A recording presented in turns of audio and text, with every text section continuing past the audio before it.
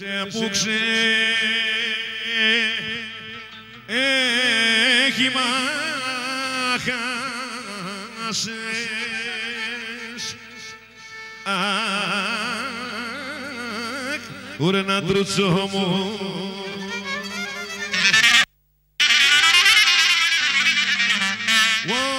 Ωρε το παιδί νόχιμο,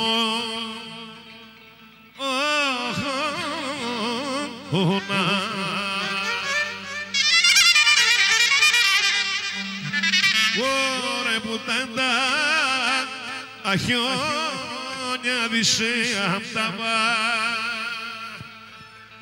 άι τώρα να τρούτσω μου τα πά, αχ, αριά. Κυρίες και κύριοι, καλησπέρα. Χρόνια πολλά σε όλους και καλές γιορτές να έχουμε. Ο αυξηνός λοιπόν γόρδος δεσμός θα προσαρμοστεί στο κλίμα των ημερών. Το κάναμε εξάλλου και πέρυσι και προσπαθήσαμε να το κάνουμε θεσμό και φέτος. Απόψε λοιπόν θα ακούσουμε δημοτικό τραγούδι. Θα ασχοληθούμε με το δημοτικό τραγούδι και πρέπει να σας πω ότι τον καλεσμένο για πρώτη φορά απόψε τον είχα ακούσει σαν στρατηγό του δημοτικού τραγουδιού. Η βαριά, στεντόρια φωνή είναι αυτή που γιόρτασε και χόρεψε και γλέντισε και δεν έκανε πολλούς να δακρύσετε αλλά και να συγκινηθείτε πάρα πολλά τραγούδια, πανηγύρια και χορούς. Ο Γιώργος Τζαμάρας λοιπόν είναι απόψε καλεσμένος του Γόρδου Δεσμού, τον οποίον και καλησπερίζουμε. Κύριε Τζαμάρα, καλησπέρα και μας φιλοξενεί εδώ στο σπίτι του στη Λαμία. Ευχαριστώ πάρα πολύ που με τιμήσατε, εμένα ιδιαίτερα και την οικογένειά μου. Και ευχόμαστε μέσα από την ψυχή μου χρόνια πολλά να έχετε, ευτυχισμένο το καινούργιος χρόνος και πάντα υγεία και ευτυχία στον καθέναν μας. Μάλιστα. Πόσο καταρχήν πρέπει να πω και παράδειψή μου και συγχωρέστε με, θα είναι μαζί μας. Θα μου επιτρέψεις, Κώστα, ναι, για μισό λεπτό. Θέλω να ευχαριστήσω το φίλο μου τον Ηρακλή, τον κύριο Δήμου. Είναι φίλος, αδερφικός φίλος. Ασχολείται χρόνια με τη δημοτική παράδοση. Τον ευχαριστώ πάρα πολύ. Απόψε χαίρομαι ιδιαιτέρως που στη δικιά σας εκπομπή εδώ απόψε βρίσκομαι κοντά σας, με φιλοξενείτε κι εσείς στο πνεύμα της συνεργασίας, αλλά πολύ περισσότερο θα χαίρομαι ιδιαίτερα που βρίσκομαι κοντά σε έναν καταξιωμένο τραγουδιστή δημοτικών τραγουδιών, το Γιώργο τον Τζαμάρα. Γνωριζόμαστε από το 1970, αλλά τα τελευταία χρόνια που έχω μια εκπομπή στην τηλεόραση κοντά στην παράδοση έχουμε συνεργαστεί, αλλά λόγω της αγάπης στο δημοτικό τραγούδι πολλές φορές βρίσκομαι στις εκδηλώσεις που τραγουδάει ο Γιώργος ο Τζαμάρας. Θα πούμε όλοι για όλα αυτά απόψε λοιπόν. Πάνω απ' όλα όμως να δείξουμε τον άνθρωπο Γιώργο Τζαμάρα, έτσι όπως πολλοί ίσως δεν τον ξέρουν, μακριά από τα πανηγύρια και από την πίστα στα διάφορα κέντρα. Λοιπόν, πόσα χρόνια τραγουδάτε, πόσα χρόνια είστε στο δημοτικό τραγούδι? 40 χρόνια. Πότε ξεκινήσατε για πρώτη φορά? Το 1961. Καταρχήν γεννηθήκατε στη Λαμία? Όχι. Πού γεννηθήκατε? Γεννήθηκα σε ένα μικρό χωριό, λέγεται Καράχασαν της επαρχίας Δομοκού. Αυτό ήταν ένας συνοικισμός της Μαντασιάς. Λοιπόν, στη Μαντασιά μεγάλωσα. Ήρθα το 1961 στη Λαμία. Λοιπόν, τα υπόλοιπα χρόνια ήταν στο χωριό μου. Και ξεκινήσατε το δημοτικό τραγούδι γιατί? Γιατί ασχοληθήκατε? Πώς βγήκε αυτή η ενασχόληση? Με ποια αιτία? Κοίταξε, κάθε άνθρωπος γεννιέται και αγαπάει κάτι στη ζωή του. Ακριβώς το ίδιο συνέβη και σε μένα. Αγαπούσα πάρα πολύ το τραγούδι. Λοιπόν, αρχικώς βέβαια έπαιζα ακουρτεόν στην αρχή. Ξεκίνησα με ακουρτεόν. Ξεκίνησα με τον αδερφό μου τον Κώστα, τον συγχωρεμένο. Λοιπόν, σιγά σιγά τραγουδούσα παράλληλα. Έπαιζα και το όργανο, το ακουρτεόν και τραγουδούσα. Για λοιπόν να ξεδείξουμε το κουβάρι της ζωής σας σιγά σιγά. Μου είπατε λοιπόν γεννηθήκατε στη Μαντασιά Δομοκού, ήρθατε στη Λαμία και τραγουδήσατε για πρώτη φορά. Θυμάστε που τραγουδήσατε για πρώτη φορά και το πρώτο τραγούδι που τραγουδήσατε?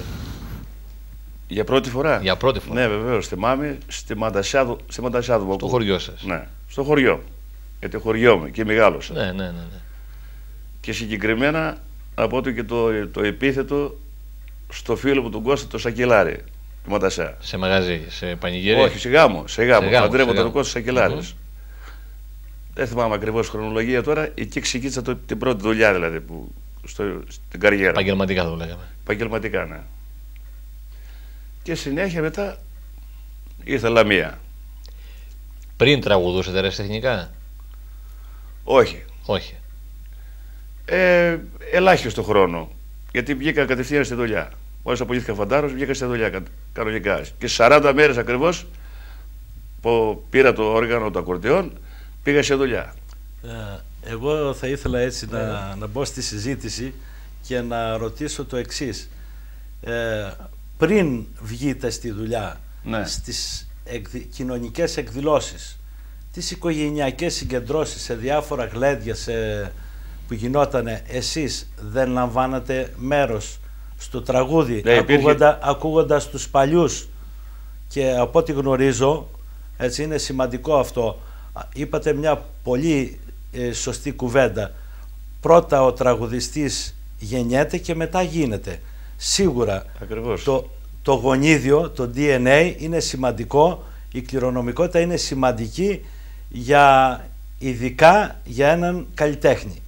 Και εσείς από ό,τι γνωρίζω και ο παππούς σας έπαιζε λίγο βιολί, ναι. Ήτανε καλλιτέχνης, αλλά και ο αδερφός σας, ο οποίος έπαιζε κλαρίνο. Ναι, ο Κώστας. Άρα σημαντικό είναι, βέβαια δεν φτάνει μόνο αυτό, αλλά και η συνέχεια, η καλλιέργεια. Και αυτό βέβαια φαίνεται από την αγάπη που είχατε, το υπηρετήσατε και συνεχίσατε να τραγουδάτε μέχρι και σήμερα ακόμη. Ναι, υπήρχε το μεράκι. Ναι. Πρωτού βγω στο επάγγελμα, τραγουδούσα βεβαίως.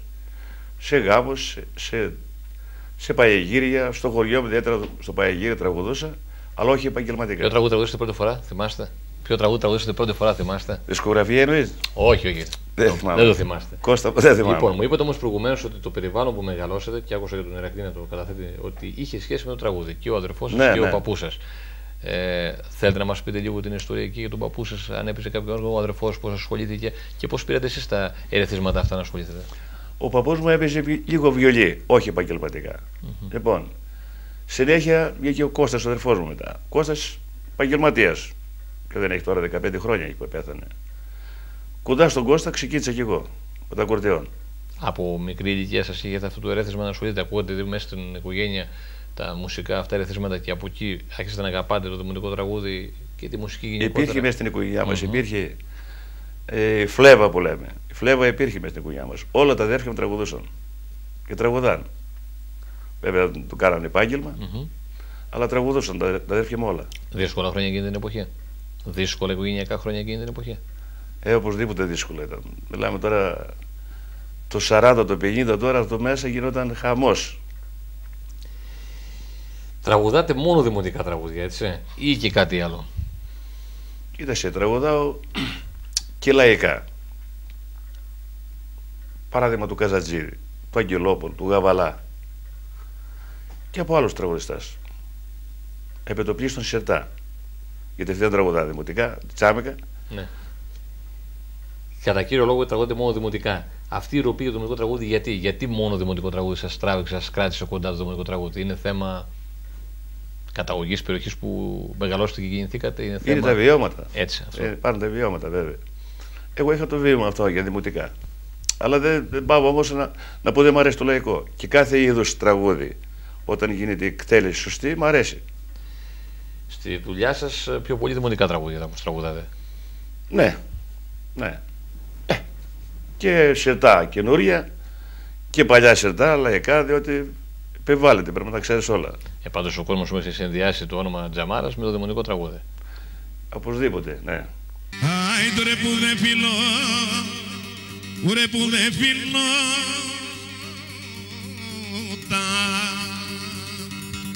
ουρε τα μάτια σου. Άιντο ρε τον άσπρο το λαιμό σου δεν πρέπει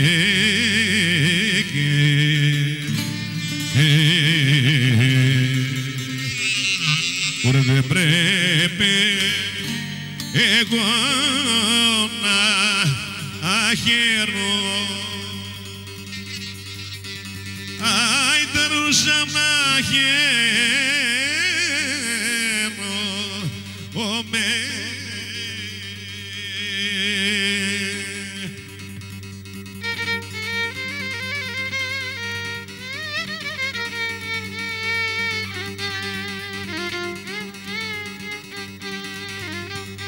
Ας Γιουργάκη, το βιολί σου.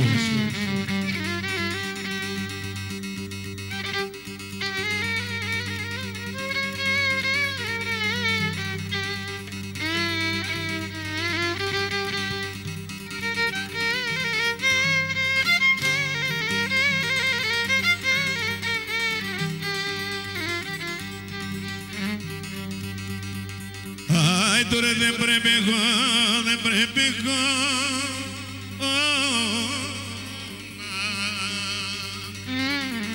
Ωραία να χαίρομαι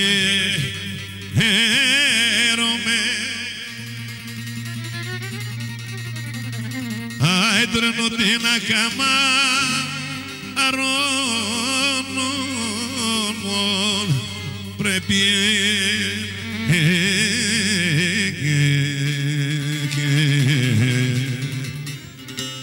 Μον πρέπει να με εσερί Άι τρεμανούλα ψερί